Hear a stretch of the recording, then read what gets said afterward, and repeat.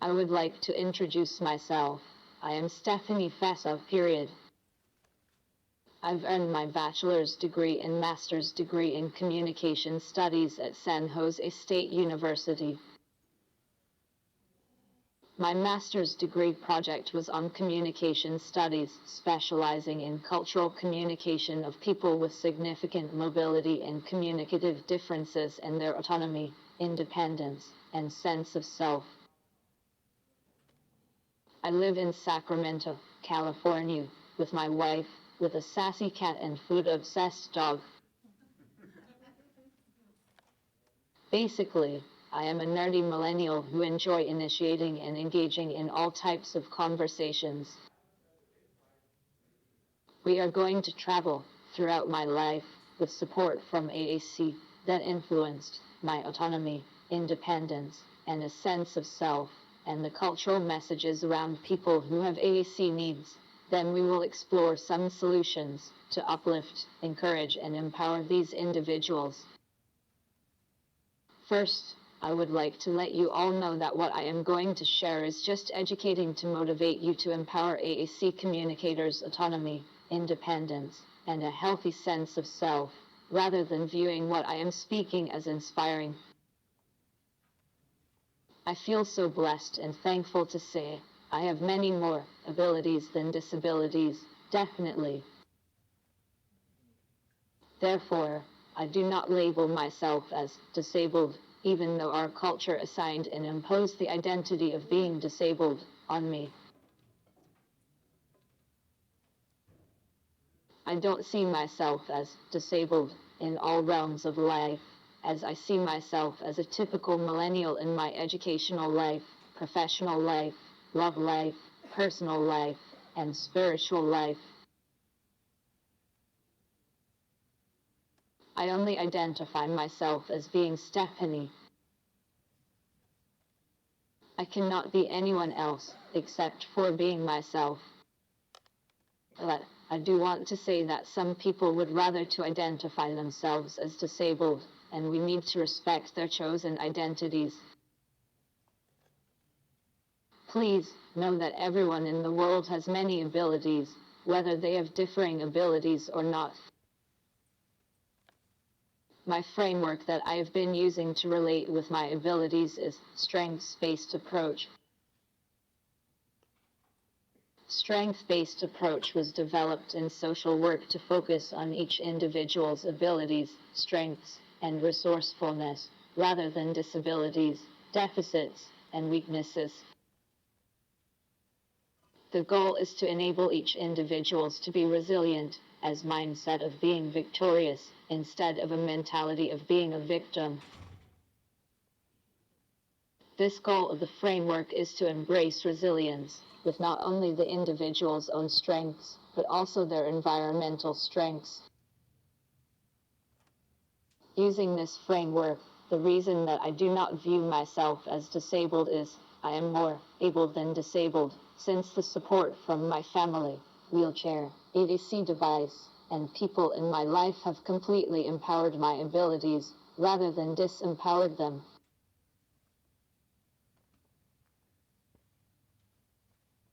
I have never wished that I didn't have cerebral palsy, since it's one of the wonderful millions of pieces that make up who I am. I love, value, and accept who I am, as I am very thankful and humble for all the abilities that I actually do have. As we know, the societal attitude toward people who have complex differing abilities is deficit-focused, rather than strengths and abilities. So, our culture views those with differing abilities as disabled, not abled, or burdensome.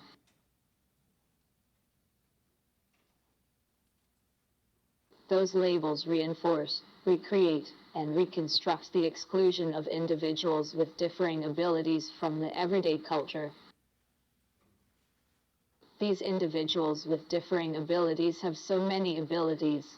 They have to use accessible technologies and equipment for each individual's abilities in order to access and eventually empower those abilities that they actually do have. So, People with differing abilities are able, but they need to have different, alternative ways of accessing those abilities. No human is more special or typical than anyone else, especially in our culture that supports and encourages diversity. So, it frustrates me whenever people think of me as just a wheelchair talker girl, rather than seeing me as someone who has many characteristics, who just so happens to use a supportive wheelchair full-time and just needs to communicate differently from most people. People in society judge me for my disability, but I view my disability as a part of my life, among many other things. Now, I am going to discuss about my communicative history. I had a mom who studied American Sign Language in college.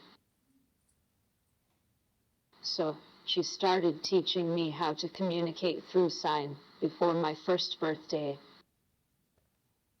I could also speak verbally, but only several words, which my mom was able to understand.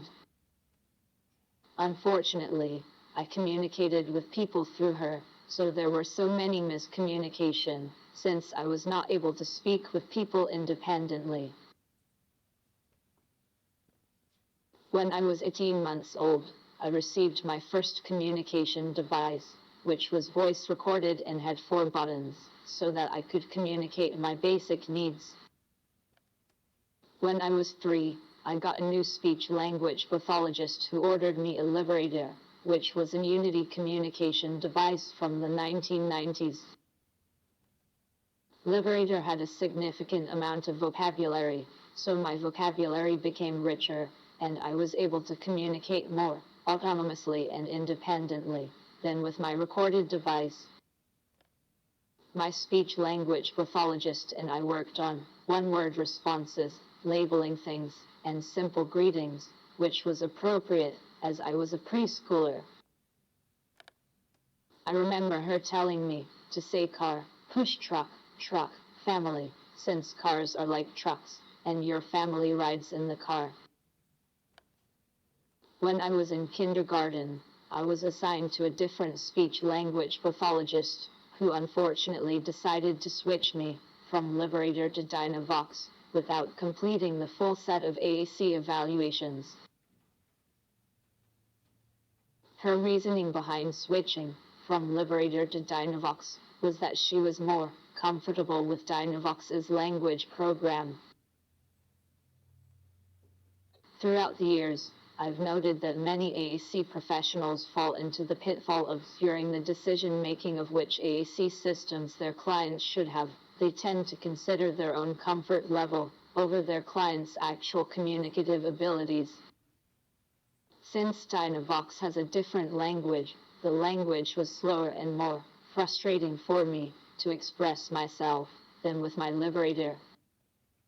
My speech-language pathologist did not teach nor encourage me how to communicate on my Dynavox, as well as I had a variety of different alternative communication systems, such as my body language, sign language, and a spelling and communication board that mounted on my wheelchair tray. My mom called meeting after meeting with the speech-language pathologist, where she expressed the issues of my inappropriate AAC systems, but unfortunately my speech-language pathologist discarded my mom's concerns, even when we had advocates attend. Because I was not able to communicate competently, I could not express my intellectual abilities. So, the educational system, medical system, and some of my family members labeled me as someone with low cognitive abilities specifically, and formerly known as, quote, mentally retarded. Again, I communicated with people through my mother, and there were much miscommunication. Miscommunication led me having extreme frustration.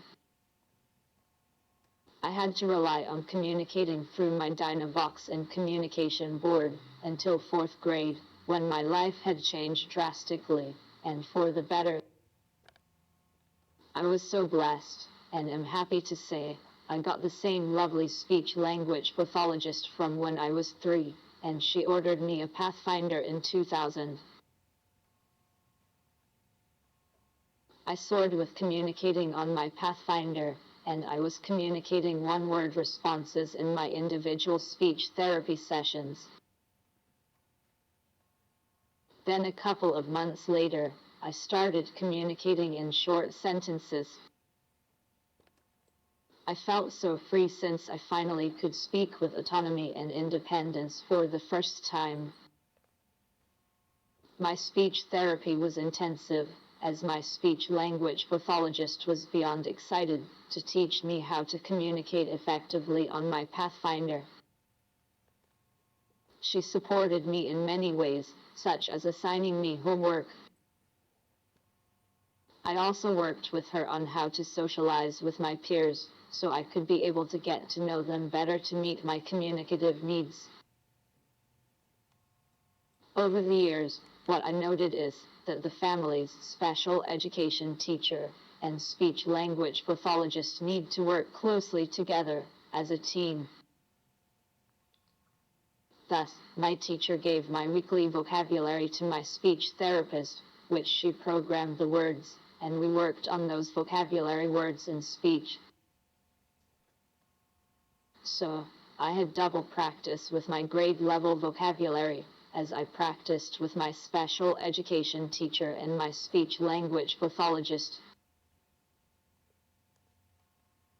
Also, my mom made me to communicate through my communication device at home and in the community. Even though my mom understood my signs and gestures, I was so excited to talk with people independently. She did not accept incomplete sentences and phrases, because I was in 4th grade. I first felt a little anxious to communicate on my device since I was not used to it, but I became more comfortable with it once I got more proficient on my speech device. Many of my acquaintances and friends, who have communication devices, did not have support at home, which influenced them to not be able to communicate effectively on their devices, and it breaks my heart. So, I strongly believe that people with AAC systems must have great support, at home and school, to be successful at communicating on their AAC systems. Also, families and the school can and should work together, as a team, which I noticed benefits the students significantly. Working together positively as a team, with the family's speech-language pathologists, occupational therapists, educational staff, assistive technology support staff, and the student themselves, is the key to success with communicating on AAC, so everyone would be on the same page. But if everyone is not on the same page, there would not likely have consistency between home and school, which leads to roadblocks for the students' communication on their AAC systems. Everyone needs to work together and take ownership on their influence on AAC communicators, rather than blaming one another for the AAC communicators' lack of communication, as the actual issue is the apathetic attitude that stems from ableism.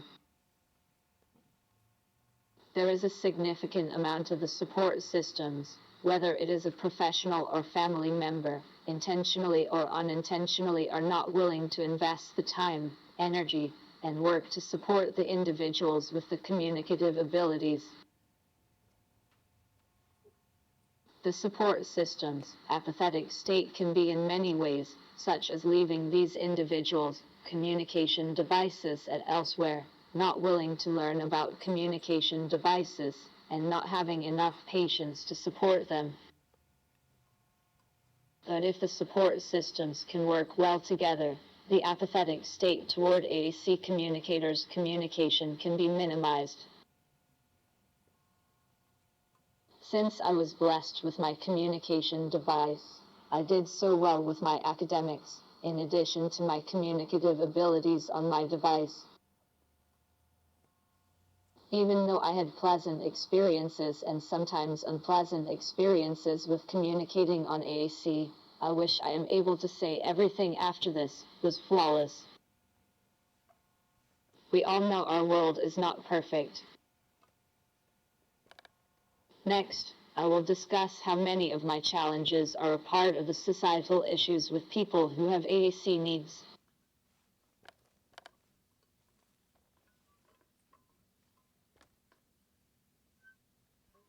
Our society views people with significant mobility and communicative differences as not having life experiences, which creates rigid boundaries between the misconception of these individuals and the reality. The boundaries relating with these individuals with complex physical and communicative differing abilities come from seeing people who have these differing abilities as objects. Our cultural attitudes of people with complex physical and communicative differing abilities are seeing them as less than humans. Our culture strips the humanity away from people who have complex physical and communicative differing abilities. These individuals are not seen as adults, since the humanity of them is diminished from the society, but specifically from the individual's support systems. Therefore, almost always there are girlhoods and boyhoods, even when they are adults chronologically, and even developmentally, which shapes and reinforces the societal narratives of these individuals as childish. I was under impression to keep my past clothing from my teenage days when I was 29. Even though many people advised me to get rid of my teenage clothes, I felt the societal pressure to be childish. There was a significant discrepancy between feeling the societal pressure to be young and being able to earn a master's degree. It is almost like I had two separate lives, which did not allow me to live authentically. This illustrates that the objectification of people who have significant mobility and communicative differences have consequences, such as seeing these individuals as objects from the core issues. Seeing themselves as objects is unhealthy. The societal message of these individuals are seen as objects create and reinforce having mental health issues, such as anxiety and depression, which exacerbate their low sense of self. This mental health loop is depression and anxiety, known as mental health twins, influence sense of self, which influence these twins. Often, anxiety, depression, and low sense of self-influence reinforce and exacerbate each other, as it is a mental health loop for these individuals. As you know, these mental health issues suppress the person's judgment, desire, and enjoyment. This loop reinforces the objectivity of these individuals, which exacerbates the cultural narratives of those with complex physical and communicative differing abilities, have challenges with being fully individuals. Additionally, the cultural attitudes covertly or overtly places barriers to prevent those who have complex physical and communicative differing abilities to be educated about being full themselves, as people see them as an object. You know how objects do not have any personality, so we should be mindful of the objectification of these individuals. In my 20s, I used to be passive with living life, as I was being pushed in a manual wheelchair anywhere, but often without my consent. I did not have freedom to go wherever I wanted, often. Therefore, it limited social interactions with others. When someone who have complex physical and communicative differing abilities go without having autonomy, it limits such social interactions with their peers. So, it is important to be mindful of the objectification of people who have complex physical and communicative differing abilities in our everyday society. We need to make a mindful decision of what to do to empower these individuals as actual people. If we all contribute with empowering language about people who have AAC needs, then it'll be empowering those with these differing abilities. But as soon as we all treat those with these differing abilities as actual humans, we set an expectation in our society for these individuals, as they are people. When we have higher expectations for them, we can accept them as whole people. I think many of us, including myself, fall into the pitfall of thinking these individuals are not able to be their fully selves. And there is no shame in falling into that pitfall. All we can do is to extend grace to ourselves. Next, I am going to discuss the next thread about these individuals in relation with being themselves, which is seeing people who have complex physical and communicative differing abilities as they are a burden. Our culture sees these individuals as not being independent, but rather they need to be taken care of, as if they are children, or even what we do to our pets and plants. It is all about caregiving versus having a safe space for these individuals to take care of themselves with support from someone else. The misconception of people with these differing abilities being dependent on others creates and reinforces the frame of thinking that they are burdensome. Seeing them as burden likely creates and reinforces these being not as valuable. The culture scribes, assigns, reinforces, and expects those with differing abilities to become either special and inspirational, or being dependent, disadvantaged, and less than the everyday culture. This binary of expectations does not allow the culture to see people who have disabilities as just people. People called me inspiration, or dependent, or worse. What hurt even more was when they treated me as burdensome. For example, some of my support systems did not want to support me with drinks, making me feel a burden. These individuals internalize that expectation of being burdensome as they process ableism, like the misconception of them being a burden, as the truth. This phenomena of those who have differing abilities internalizing the expectations from ableism is called internalized ableism. And with internalized ableism, people with differing abilities internalizing ableism become the negative stereotypes, which reinforce the expectations from ableism.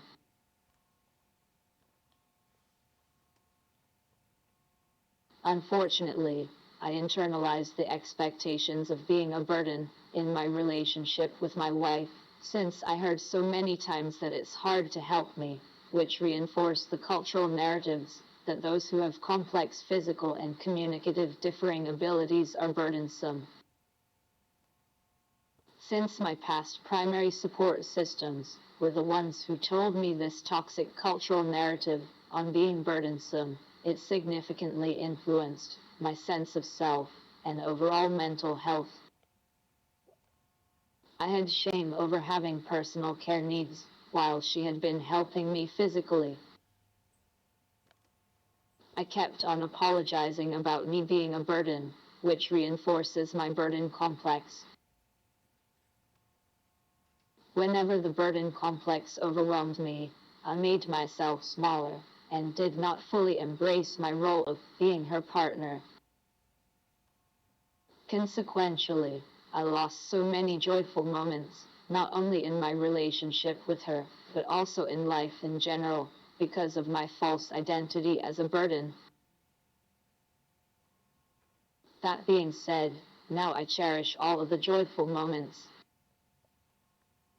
Since I discussed the AAC issues, now I will focus on the potential solutions for these issues, so we are able to move forward.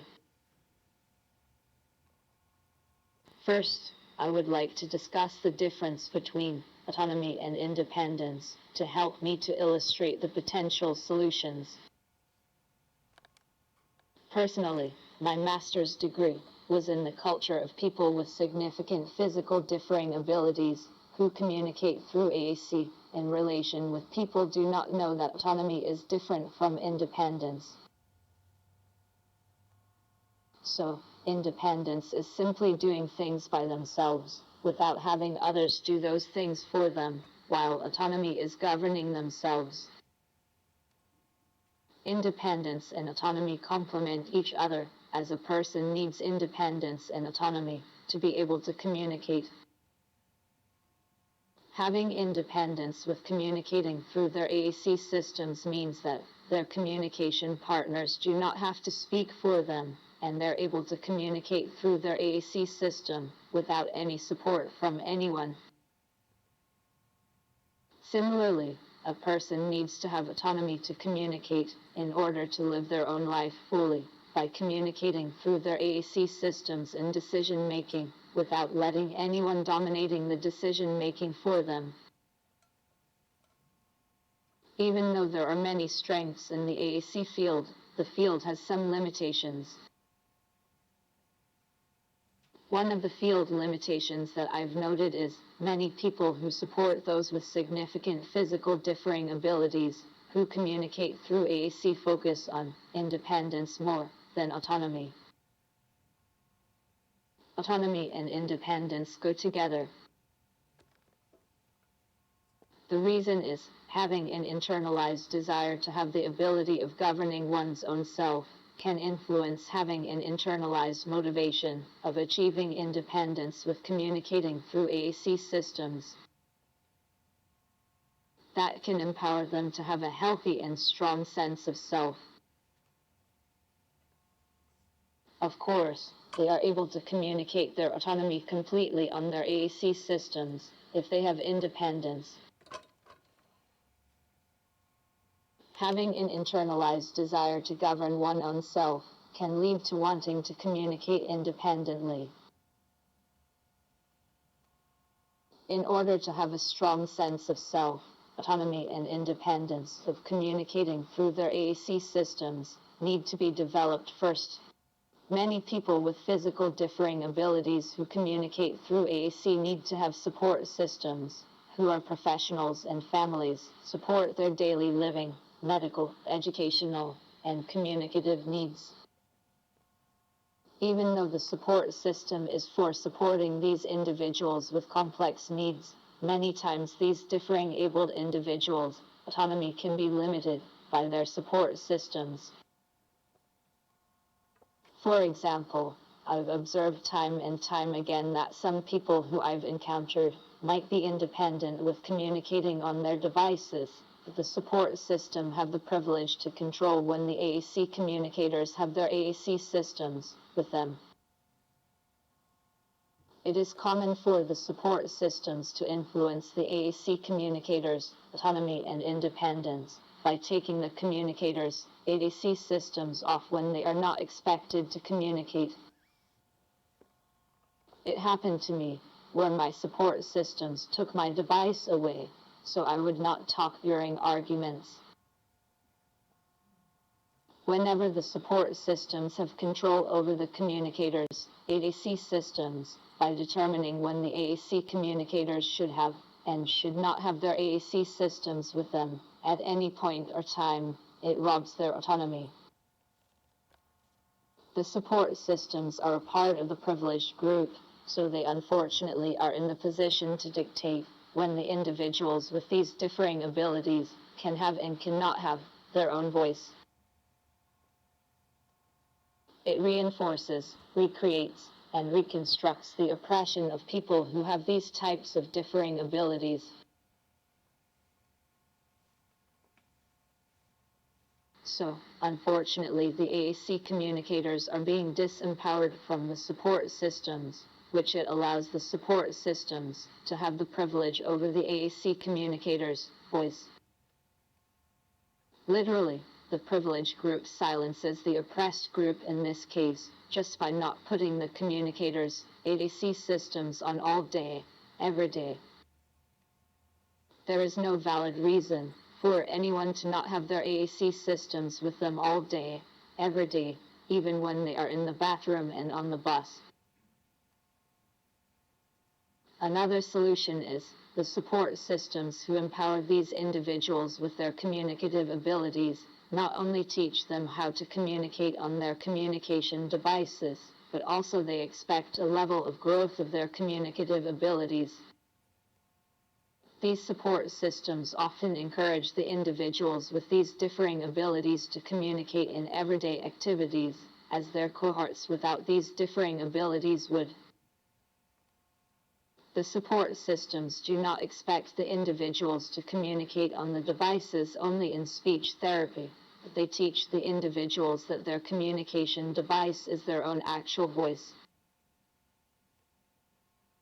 Also, these types of support systems often expand the individual's vocabulary, which give people higher vocabulary to express themselves with autonomy and independence. All of these factors that I mentioned can lead the individuals to having autonomy and independence, if each individual is willing to communicate on a device, since the support systems give multiple different opportunities to them to express their autonomy and independence freely. So, the support systems have to give the tools to them to communicate efficiently, and AAC communicators have to accept a responsibility to have autonomy and independence and use the tools that the support systems implicated. However, I have observed that the support systems often overstep the boundary by taking too much credit if those with these types of differing abilities have autonomy and independence, as if having autonomy and independence is the support system's complete responsibility. That boundary is between the support systems giving these individuals a space to take responsibility for governing themselves and doing things, and the support systems thinking these individuals' autonomy and independence are the support systems' own work. Sometimes, unfortunately, the support systems taking too much credit of those with differing abilities having autonomy and independence conveys that these individuals' particular attributes are not fully their own, but implies rather the autonomy and independence are someone else's. This phenomena creates and reinforces these individuals are not fully responsible for their autonomy and independence, even when the individuals have worked significantly on living an autonomous and independent life.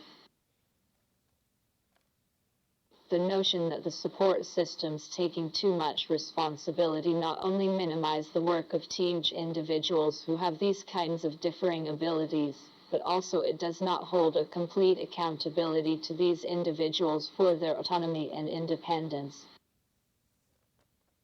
Even though the individuals should be thankful and humble for the help from the support systems, they should take a complete ownership over their autonomy and independence while being grateful for their support systems. While the support systems empower the individuals with their autonomy and independence, the support systems do not respect that boundary of taking too much responsibility, imply that the support systems have a right over the individual's autonomy and independence. It is time for us to hold the same expectations for those with AAC needs, as we do with people who are able to communicate verbally, by letting those who communicate through AAC to have their own voice all day, every day, in order to live their independent and autonomous life. Also, I believe that we need to frame our thinking from AAC is for using to AAC is for communicating. The AAC field, however, refers to those who communicate through AAC as AAC users.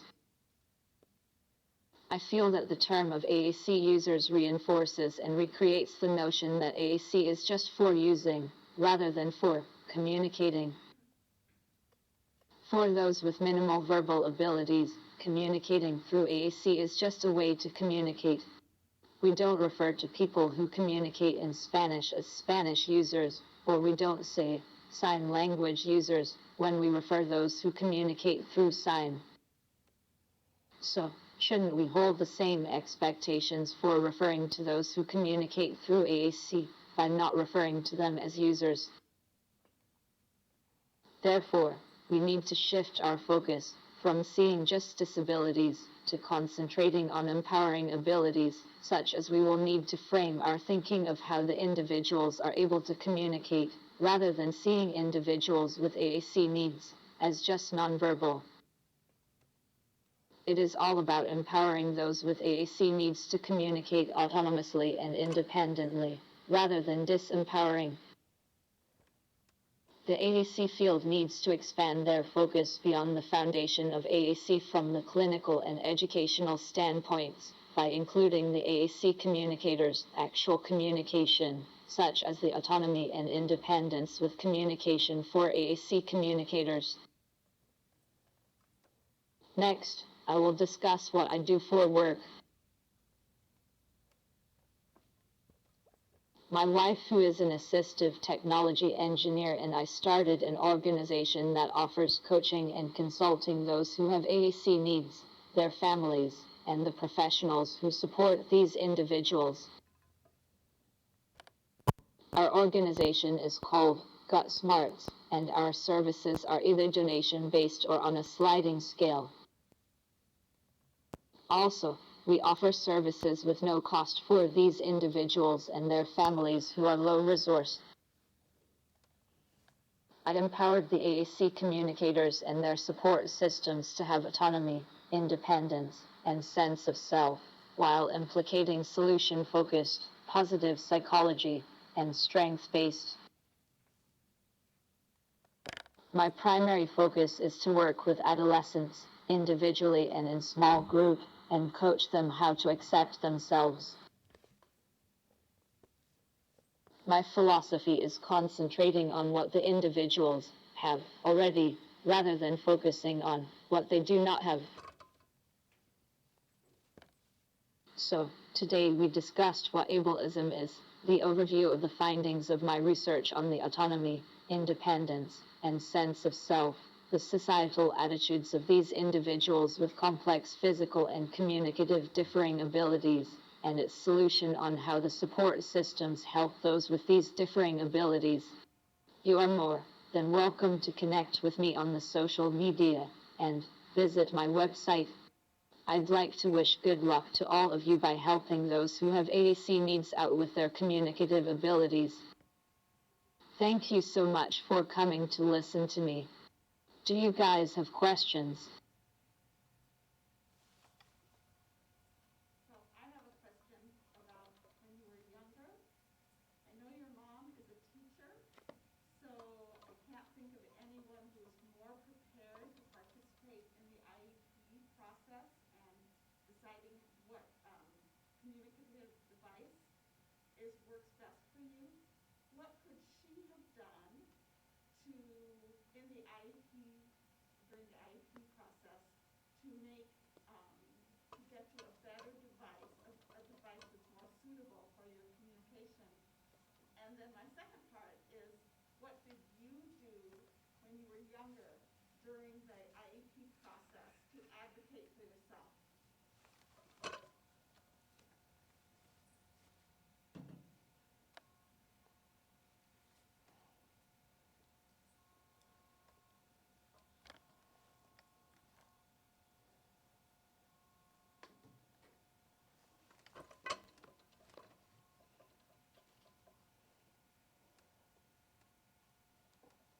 That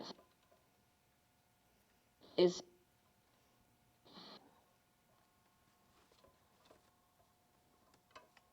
good question.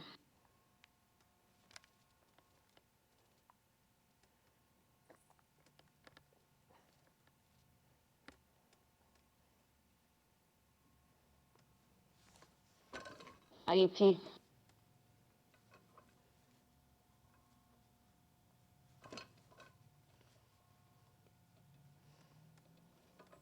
process is so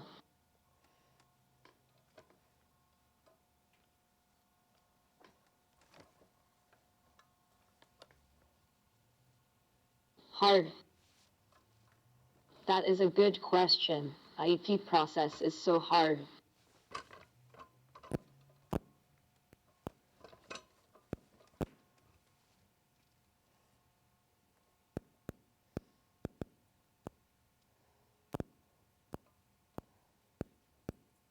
Last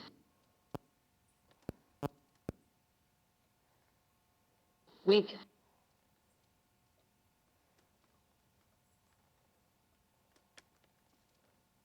we went to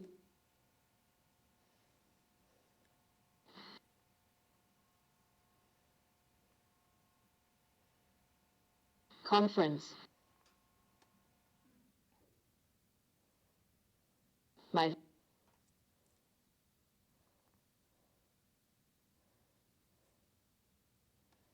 wife and I. That is a good question. IEP process is so hard. Last week we went to a conference, my wife and me. Last week we went to a conference, my wife and me. One of the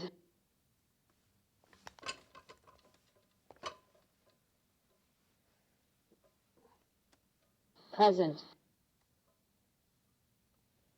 present,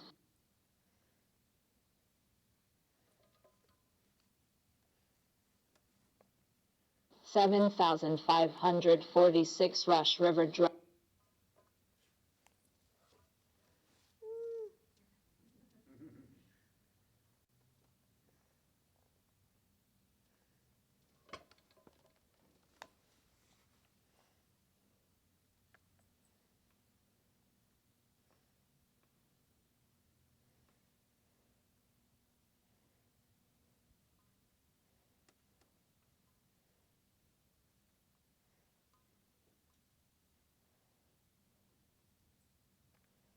Technology is fun sometimes.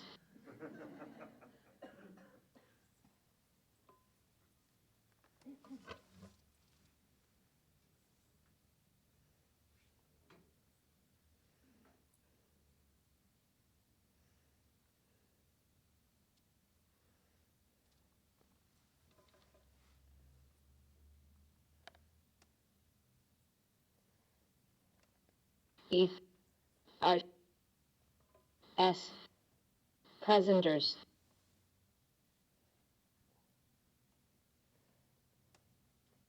who is an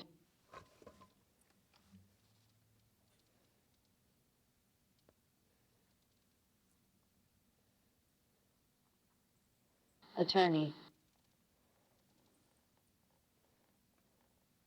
told everyone that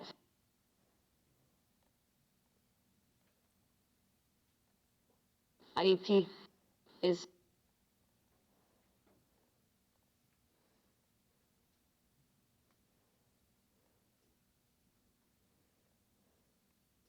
process is such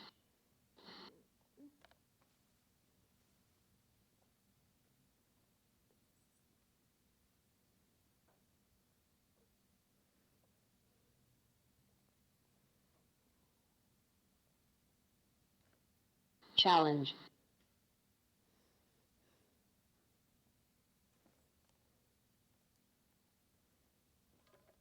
and I am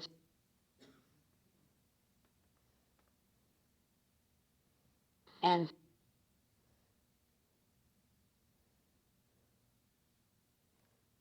educational rights holder for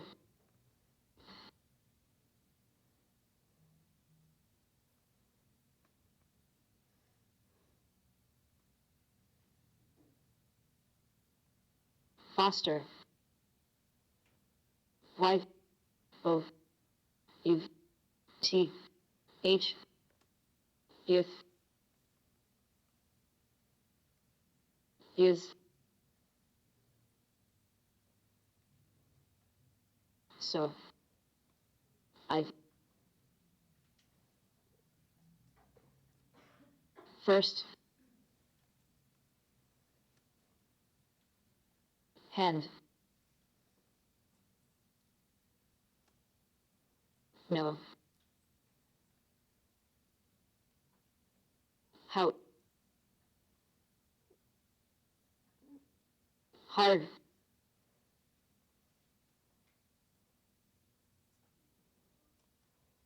it is.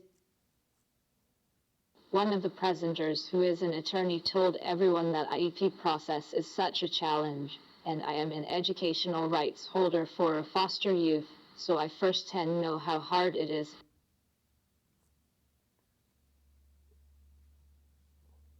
To answer your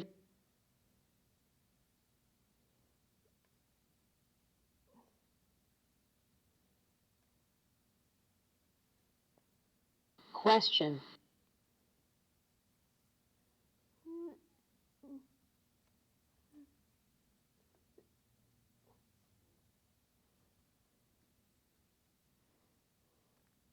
I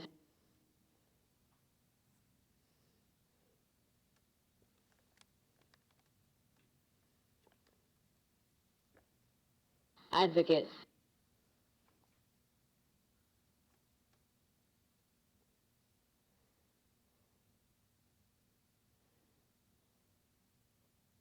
for, right, speech device, now,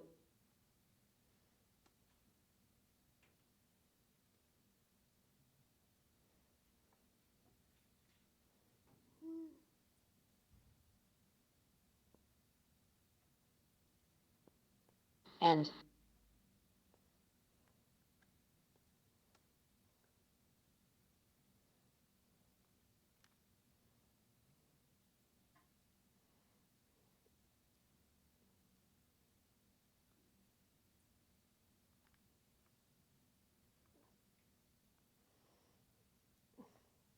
when, I am, now,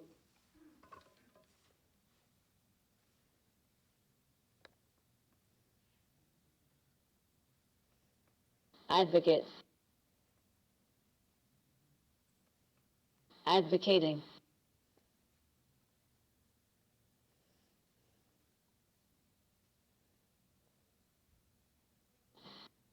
as,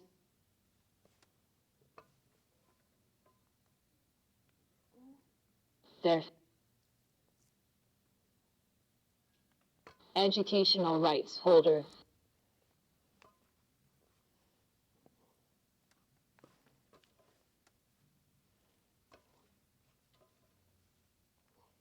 I know,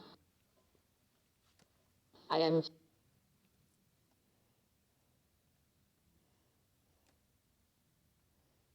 able, is,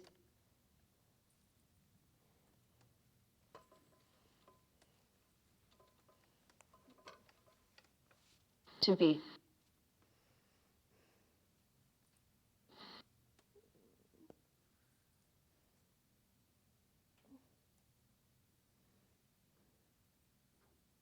broken, art, E, C, record,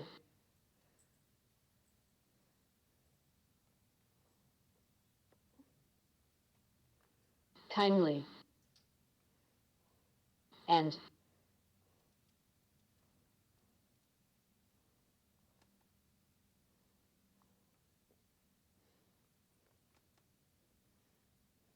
respectfully. To answer your question, I advocated for a right speech device now, and when I am now advocating as their educational rights holder, I know I am able to be a broken record kindly and respectfully. I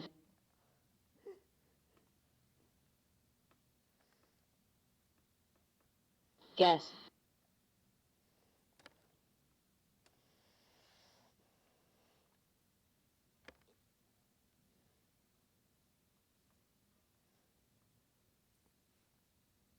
I can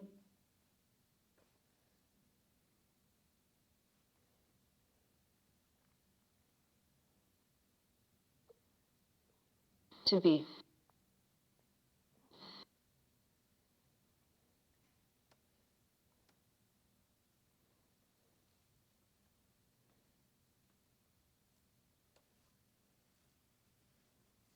broken. Art E C record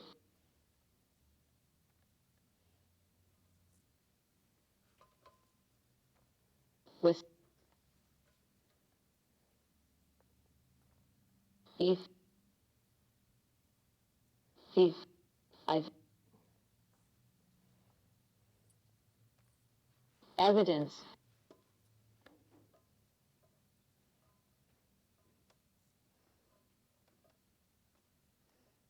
kindly and respectfully is the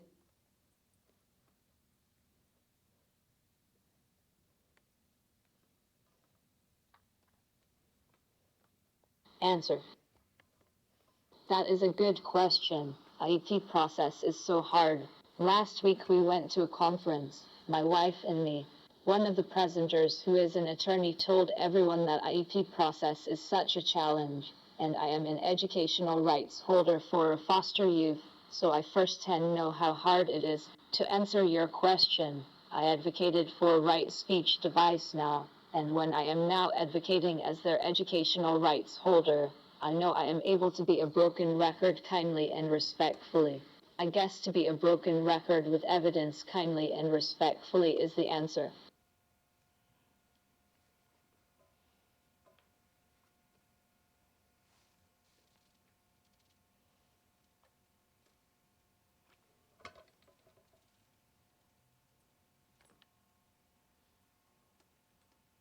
Anyone else? Anyone else?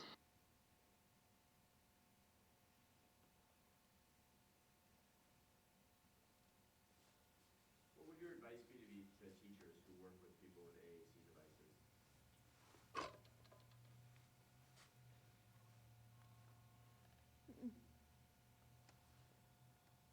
That is also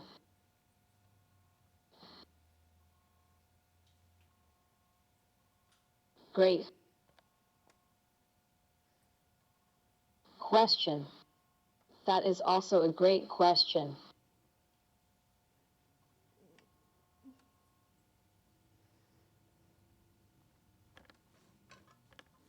Teacher, teachers with students with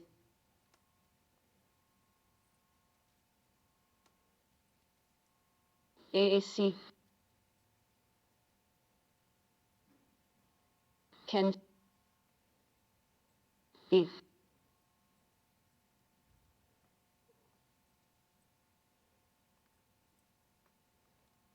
P Y T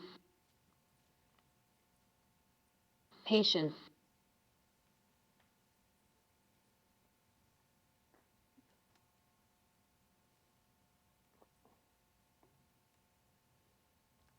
uh,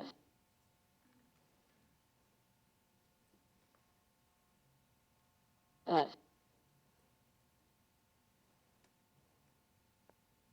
I know.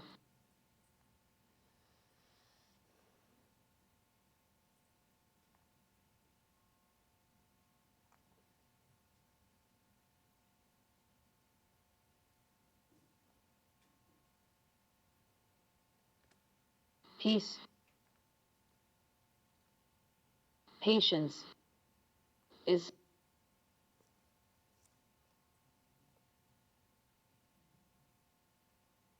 hard.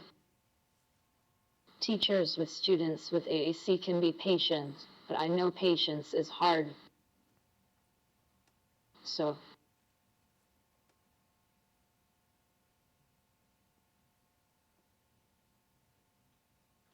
little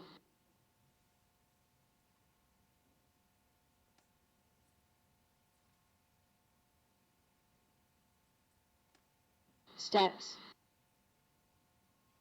toward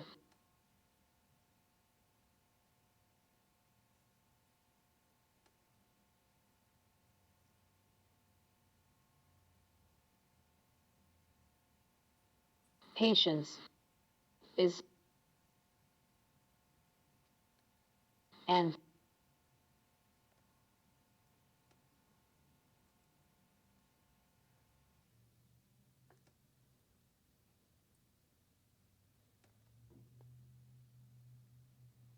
my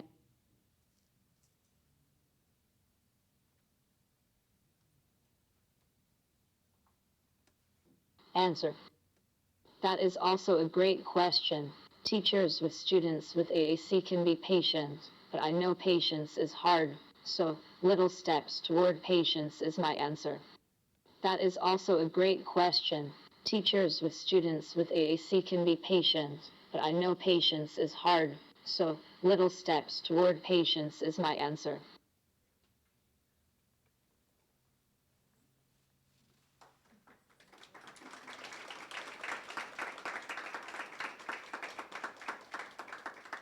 Not. Thank you so much.